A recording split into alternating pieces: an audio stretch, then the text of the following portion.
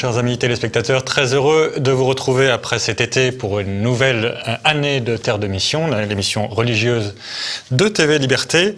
Au programme, aujourd'hui, nous aurons d'abord Nicolas Bauer, qui est juriste à l'ECLJ, un think tank qui travaille avec le Conseil de l'Europe et qui a beaucoup travaillé sur l'affaire des hosties profanées en Espagne. Et nous allons parler ensemble de ce dossier qui arrive très prochainement en Cour de justice européenne. Puis nous recevons l'abbé Michel Viaud, avec qui nous allons parler de la loi de bioéthique qui vient d'être votée à l'Assemblée. Et enfin, la dernière séquence qui sera consacrée à quelques présentations de livres que je ferai donc pour vous.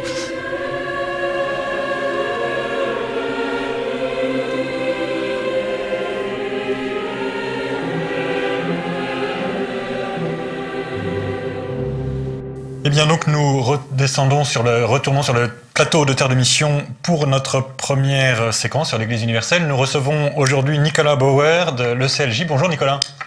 Bonjour Guillaume de Tullois. Donc vous travaillez à l'ECLJ. Alors d'abord, qu'est-ce que c'est que l'ECLJ ? Alors l'ECLJ, c'est une petite ONG basée à Strasbourg qui est dirigée par Gregor Pupink. Et donc nous sommes juristes et nous agissons auprès des institutions internationales, principalement sur la bioéthique et sur tous les sujets liés à la religion, et notamment en intervenant dans des affaires à la Cour européenne des droits de l'homme. Voilà, pour être tout à fait franc, la question était un peu rhétorique puisque Grégor est venu plusieurs fois sur ce plateau, mais comme disait un de mes vieux camarades, la pédagogie est faite de répétition, donc il faut toujours profiter de ce genre d'occasion pour rappeler l'existence d'excellentes organisations comme le CLJ, parce que vous faites vraiment un travail absolument extraordinaire que nous ne saurions trop applaudir. Mais on va en venir tout de suite au sujet qui nous préoccupe aujourd'hui. Bientôt, le Conseil de l'Europe va avoir à se prononcer sur l'affaire dite des hosties profanées. Alors, est-ce que vous pouvez nous dire déjà ce qui s'est passé ? Alors, cette affaire qui a été surnommée effectivement l'affaire des hosties concerne une profanation assez massive d'hosties consacrées qui a été faite par un artiste espagnol qui s'appelle Abel Azcona.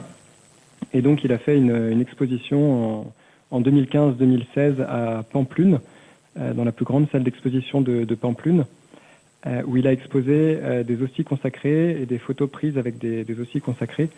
Et donc, c'est massif puisqu'il s'agit de 242 hosties consacrées que l'artiste a collectées une par une en allant communier au cours de messes catholiques. Et donc, l'exposition visait à dénoncer la pédophilie puisqu'il a écrit avec ses hosties sur le sol, en les disposant sur le sol, il a écrit le mot pédérastia, donc pédophile en espagnol.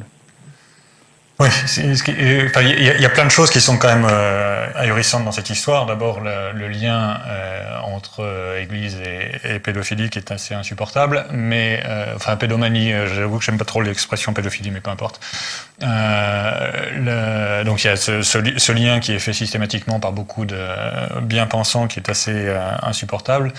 Mais il y a aussi le fait que ça soit des hosties consacrées, c'est-à-dire que pour les catholiques, c'est Dieu lui-même, hein, c'est la présence réelle, c'est pas simplement symbolique. Et par ailleurs, il y a encore quelque chose qui, pour moi, est le plus extravagant de tout, c'est l'absence complète de réaction des pouvoirs publics espagnols. Alors non seulement il y a eu une absence de réaction, mais même pire, en fait, l'exposition a été financée complètement par une municipalité, donc la municipalité de Pampelune, qui a prêté sa plus grande salle d'exposition. Et il se trouve en plus que cette salle est une ancienne église, donc en fait l'exposition a eu lieu dans une église désacralisée. Et du coup, la municipalité a financé l'exposition de l'organisation de celle-ci jusqu'à sa promotion, la sécurité, et elle a assuré l'entrée gratuite de l'exposition aussi. Donc les pouvoirs publics se sont même volontairement engagés dans un acte antichrétien massif. Et alors, quelles ont été les réactions, d'abord en Espagne et puis après au plan international ? Alors en Espagne, sur le plan d'abord de l'Église, il y a eu des magnifiques réactions de catholiques. Donc d'abord l'archevêque du lieu, Monseigneur González, qui a célébré une messe de réparation avec 4500 fidèles. Il y a eu aussi de nombreux rosaires et des manifestations aussi de laïcs qui sont allés prier devant les bâtiments de l'exposition et même devant l'exposition elle-même, puisque les hosties consacrées restaient toujours le Christ lui-même, même après la messe. Et puis sur le plan judiciaire, il y a eu une plainte qui a été déposée par une association chrétienne, donc qui a porté plainte contre l'artiste et contre la municipalité. Et malheureusement, donc cette plainte a été rejetée par les juridictions espagnoles. Et c'est pour cette raison que l'association a ensuite déposé une requête à la Cour européenne des droits de l'homme. D'accord. Et donc la requête à la Cour européenne des droits de l'homme, le CLJ a été un peu conseil dans pour déposer la requête ou quoi? Alors pas tout à fait. En fait, du coup, si vous voulez revenir un petit peu sur le fonctionnement de la Cour européenne des droits de l'homme, il y a deux partis principaux dans chaque affaire. Et donc là, il y a l'association chrétienne contre l'État espagnol, et donc qui attaque l'État espagnol en disant qu'il aurait dû restreindre l'accès à cette exposition et surtout que ces autorités publiques n'auraient pas dû la soutenir. Et dans la procédure, il y a aussi des tierces parties.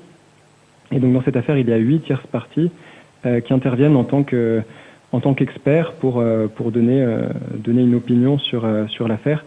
Et le CLJ fait partie de ces tierces parties pour représenter la conférence épiscopale espagnole. Donc en fait, c'est la conférence épiscopale espagnole qui intervient à la Cour européenne des droits de l'homme pour donner son expertise sur cette affaire, et nous les représentons.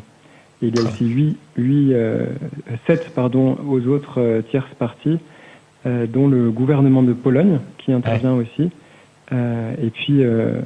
et puis, vous le savez, l'Observatoire de la christianophobie, bien sûr. Ça ne m'est pas tout à fait inconnu. Il se trouve, chers amis auditeurs, effectivement, que l'Observatoire de la christianophobie, que je dirige avec Daniel Amiche, est parmi les conseillers, enfin les tierces parties de cette affaire. Mais beaucoup plus modestement que le CLJ, qui a été vraiment... encore une fois, ils ont fait un magnifique travail sur cette affaire-là en particulier. Enfin, le mémorandum que vous avez écrit, Nicolas, est vraiment très impressionnant. Je vous remercie. J'espère que les juges du Conseil de la Cour européenne des droits de l'homme seront aussi impressionnés que moi. Parce que, faudrait dire que je sois impressionné n'a pas beaucoup d'importance, mais eux, ça serait plus utile. Et alors, quel va être le planning de cette affaire? Vous présentez vos conclusions. Comment ça se passe, une affaire comme ça à la Cour européenne? Alors, toutes les parties ont présenté leurs arguments avant fin juin. Et donc là, on est en attente du jugement qui aura lieu probablement dans plusieurs mois. D'accord. Voilà, donc maintenant il faut. Il n'y a pas de débat contradictoire oral, comme dans les tribunaux français? Non, sauf si ça monte au-delà en grande chambre notamment, mais pour l'instant on est à un stade antérieur. D'accord. Et donc concrètement, pour l'instant, donc on connaît les arguments de toutes les parties, c'est ça? Vous avez eu les arguments, j'imagine, de la partie adverse aussi? Oui. Alors les nôtres, ils sont assez simples et ils sont assez partagés par d'autres tierces parties, donc notamment le gouvernement de Pologne. C'est de dire d'abord qu'une telle attaque aussi extrême et aussi gratuite contre les chrétiens correspond à ce qu'on appelle de la haine religieuse. Ouais. Et donc pour tout ce qui est discours de haine, en droit international, il y a une obligation des États de les sanctionner. Et donc en laissant cette performance artistique se tenir, l'Espagne a violé cette obligation. C'est ça. Et puis notre deuxième argument, c'est de dire qu'en soutenant activement l'exposition, les autorités publiques ont violé leur devoir de neutralité en matière religieuse. En matière religieuse, ouais.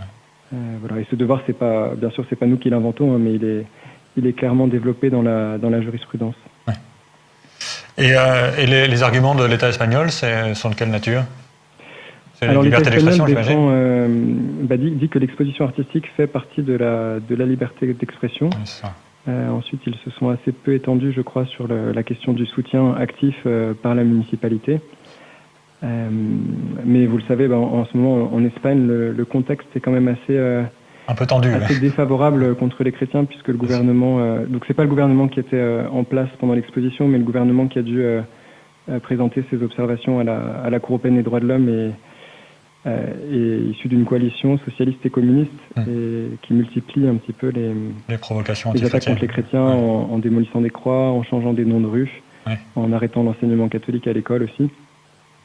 Donc voilà, le contexte est quand même assez clivant et intéressant aussi parce que le gouvernement de la Pologne intervient dans l'affaire très, très gratuitement puisqu'il n'y a aucun intérêt direct dans l'affaire puisqu'elle concerne ni un de leurs ressortissants, ni le gouvernement, ni la Pologne elle-même. Et donc du coup, on a un peu une configuration où un État avec un gouvernement d'inspiration chrétienne va s'opposer à un gouvernement qui est explicitement athée. Oui, c'est ça. De fait, moi j'attends avec beaucoup d'impatience ce jugement parce que ça pourrait faire jurisprudence pour beaucoup d'autres affaires, parce que la haine antichrétienne n'est pas du tout réservée à l'Espagne, malheureusement. Oui, tout à fait. Ça mettrait des limites aux actes antichrétiens et des limites aussi à ce que des autorités publiques peuvent faire en cette matière. Ouais. Bien, écoutez, Nicolas, nous vous souhaitons évidemment le meilleur succès possible dans cette affaire. Bravo encore une fois pour l'excellent travail de l'ECLJ et en particulier sur cette affaire des hosties. Et toutes nos prières vous accompagnent pour cette affaire et pour toute votre mission. À très bientôt. Et merci beaucoup aussi pour votre travail dans cette affaire et pour l'invitation. Au revoir, Guillaume. À bientôt. Au revoir.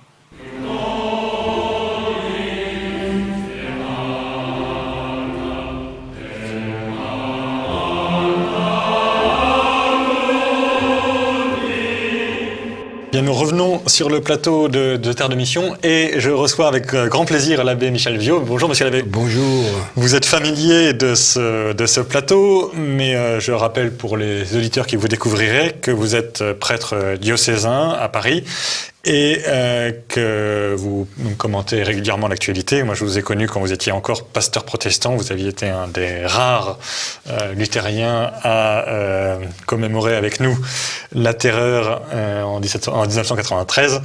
Et j'avais été très impressionné par vos discours à cette époque-là. Avec notre regretté... Raspail, Jean Raspail. Absolument.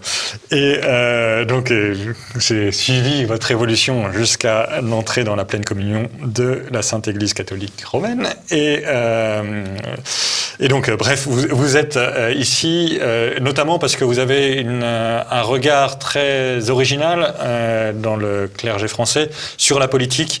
Et ce que j'apprécie particulièrement chez vous, c'est la netteté, calme mais nette, avec laquelle vous dites les choses. Et en particulier, je voudrais qu'on parle ensemble de cette affaire épouvantable qui est arrivée dans la torpeur estivale.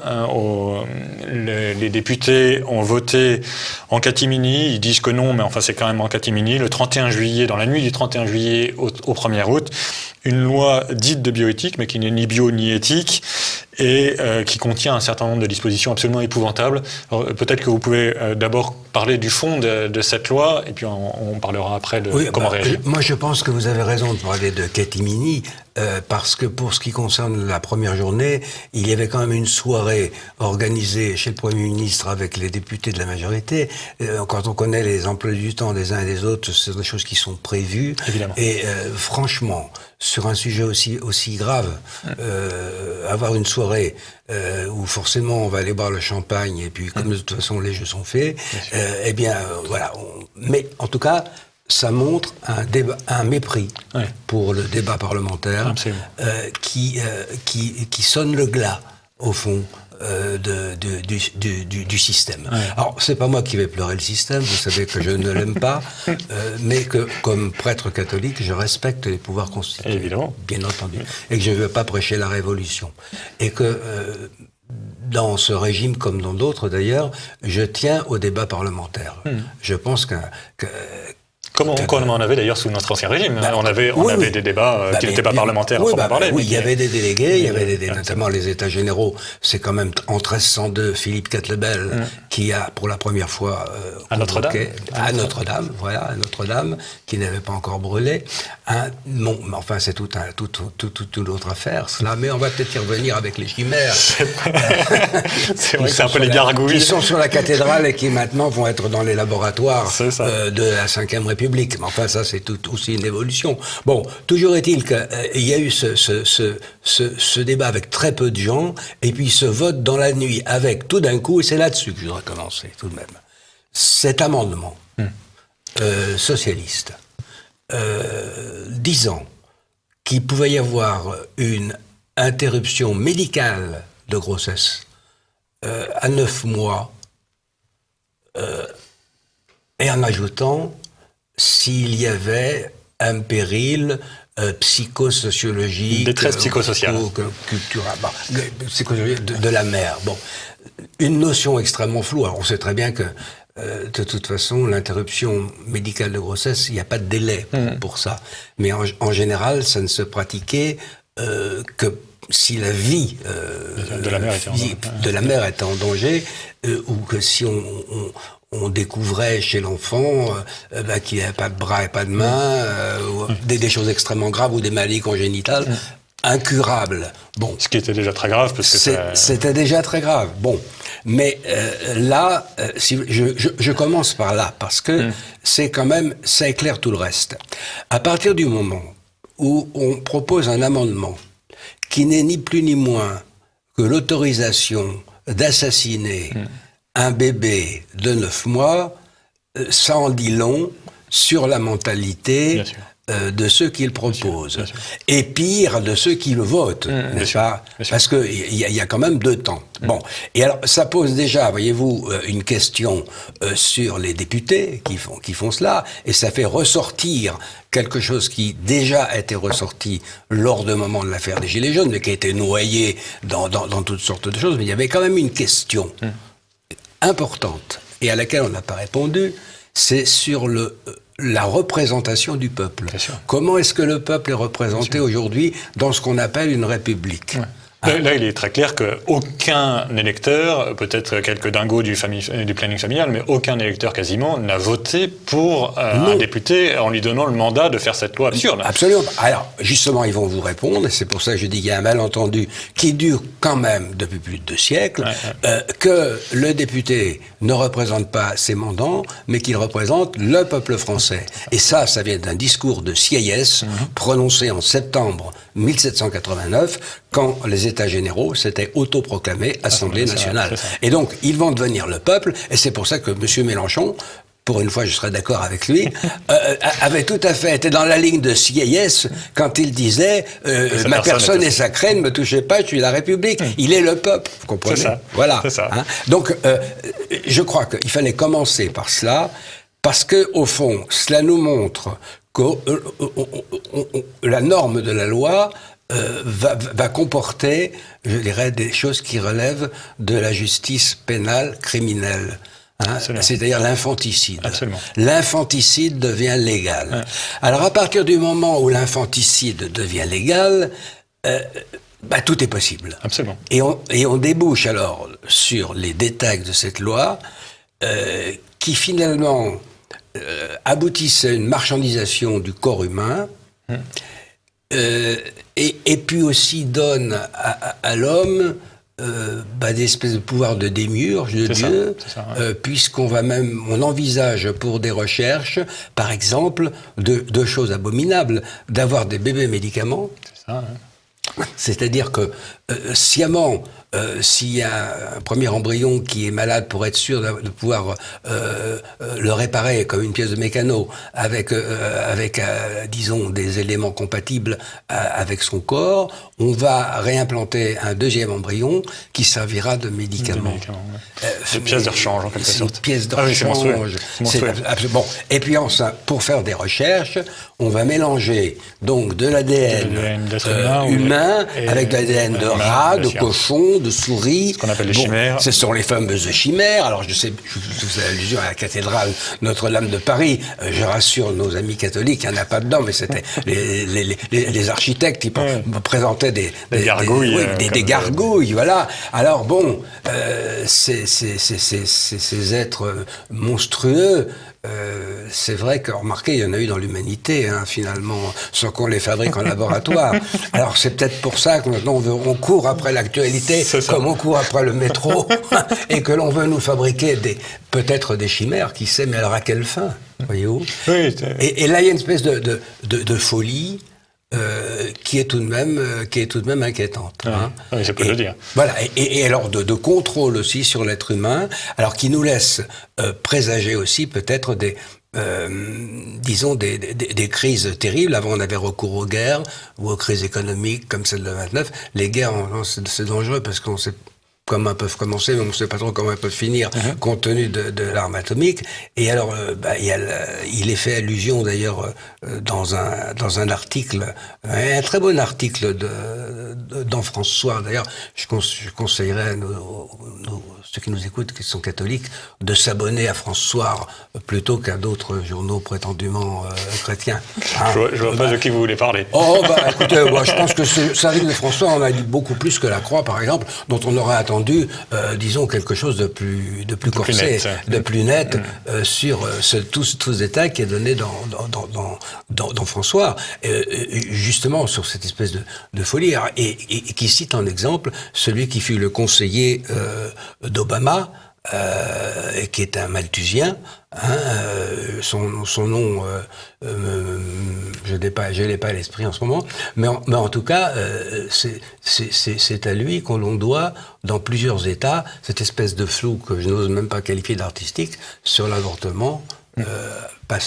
Hors délai. Oui. Et je sais par des amis américains que ça s'est pratiqué, que les bébés étaient mis dans une botte à chaussures, et que s'ils n'étaient pas morts, on les étouffait, ou on leur faisait, pour les plus délicats, une piqûre. C'est ça. Voilà. Oui, il faut bien les tuer. Voilà. Oui. Alors, vous parlez d'articles. Vous avez vous-même écrit un article, plusieurs articles, mais un notamment pour le Salon Belge, qui m'a beaucoup intéressé, parce que vous proposez que l'Église ait une attitude, j'allais dire, juridictionnelle, qui est une façon de répondre à cette agression juridictionnelle, qui consisterait à dire une personne qui est complice, qui a soutenu, qui a voté cette loi, ne peut pas être considérée comme catholique, et, enfin en tout cas doit demander publiquement pardon, et donc tant qu'elle ne l'a pas fait, ne peut pas recevoir la communion. Alors nos papes l'ont dit plusieurs fois, il y a même un article du nouveau code de droit canon, donc c'est dire que les choses ont été quand même prévues depuis 1983, mais déjà avant aussi elles étaient dans ce sens-là, qui punit d'excommunication l'athée sentencié, donc automatique, sans qu'elle soit ferrandée, c'est-à-dire sans qu'elle soit portée explicitement par l'autorité ecclésiastique, quiconque fait un avortement, le produit ou en est complice. C'est ça. Bon. C'est la raison pour laquelle il y a quand même cette clause de conscience aussi, qu'on a respectée jusqu'à présent, mais vous savez qu'on tend... Mais qui est menacée, bien sûr. Elle est menacée. La loi Touraine, déjà, la menaçait sérieusement, et puis tous ces centres qui essayaient de dissuader les femmes. Bon. Alors, cher monsieur l'abbé, on va devoir s'arrêter, mais je vous propose, puisqu'on se revoit la semaine prochaine, je vous propose de reprendre la discussion la semaine prochaine. On l'élargira, mais on va reprendre sur le plan disciplinaire, effectivement, de ce que peut faire l'Église.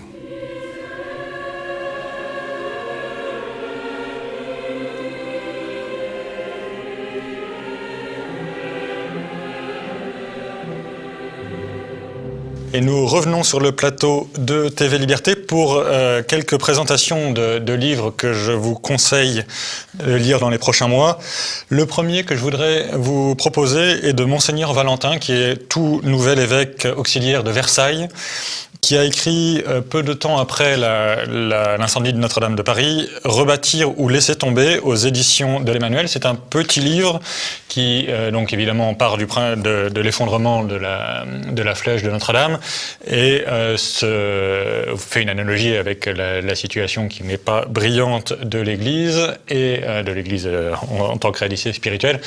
Et un peu sur la métaphore de Saint François d'Assise. Vous vous souvenez, quand Saint François d'Assise est dans la petite chapelle de San Damiano, il entend le Christ qui lui dit « rebâtis mon église », il comprend d'abord qu'il faut rebâtir la chapelle qui était en ruine. Et en fait, évidemment, ce que disait le Christ, c'était fonde un ordre religieux pour faire redécouvrir la pauvreté à l'Église médiévale qui en avait bien besoin. Et donc, Monseigneur Valentin reprend cette métaphore et propose de rebâtir l'Église comme réalité spirituelle, évidemment sur les fondations qui ont été fondées par le Christ, l'enseignement du Christ, la Sainte Écriture et les sacrements. Évidemment, la continuité apostolique, le sacre des évêques. Et donc c'est un message à la fois d'amour de l'Église, ce qui est tellement rare par les temps qui courent que ça mérite d'être signalé. Un message d'amour de l'Église et un message d'espérance.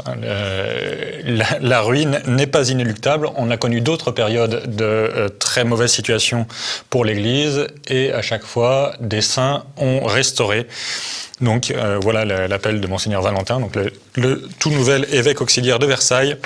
Rebâtir ou laisser tomber, évidemment, la suggestion de laisser tomber ne l'effleure pas beaucoup. Aux éditions de l'Emmanuel, c'est un petit livre qui fait 156 pages et qui coûte 16 €.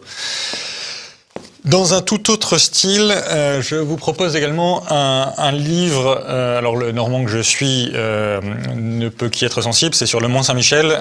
C'est un livre de Gérard Le Tailleur que beaucoup de nos auditeurs connaissent, qui a écrit de nombreux livres et qui est un bibliophile bien connu du monde de la droite de conviction.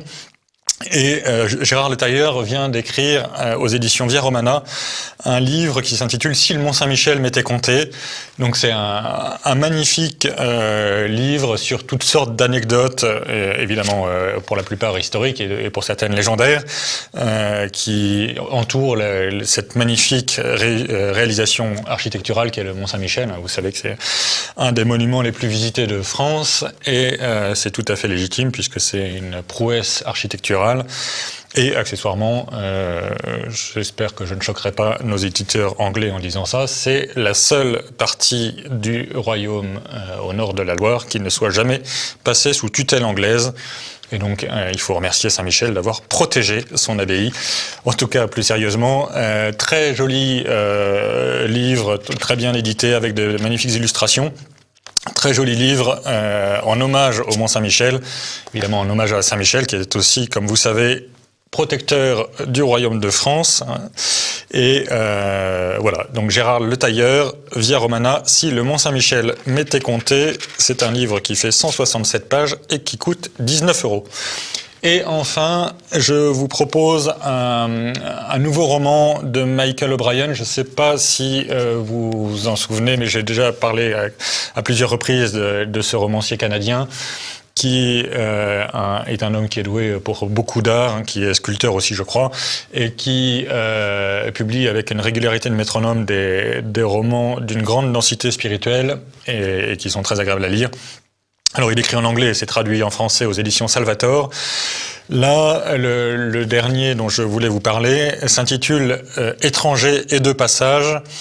Et c'est l'histoire d'une famille qui s'installe en Colombie-Britannique, donc au Canada, et qui donc a beaucoup à faire pour s'installer dans cette région très dure. La nature y est très très brutale. C'est des endroits où les hivers en particulier sont très rigoureux. Mais c'est très délibérément que cette famille tourne le dos à la civilisation, avec les guillemets que vous voudrez bien entendre, pour redécouvrir la nature.